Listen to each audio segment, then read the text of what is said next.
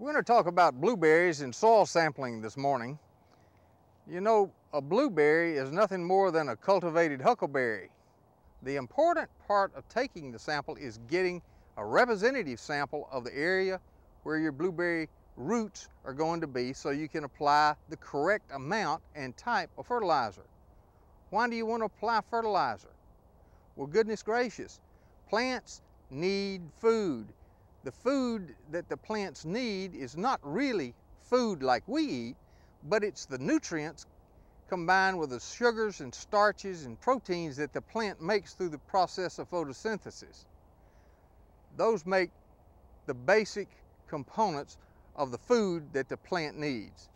We're going to use about an 18-inch soil probe here, and we're going to go into the soil. We're going to take back some of the mulch and go down about 0 to 4 inches deep. So here we go.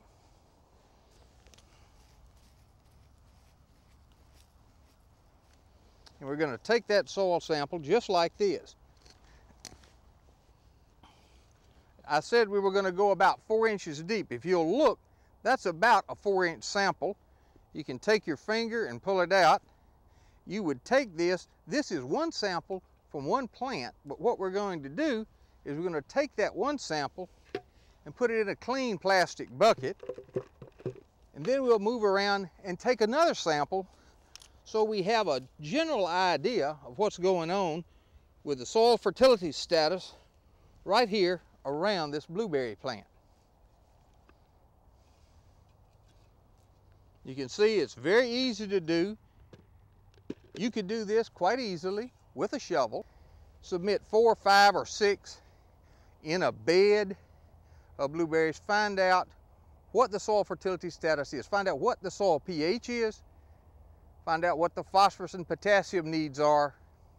If you have an imbalance of nutrients, your blueberries are not going to perform acceptably.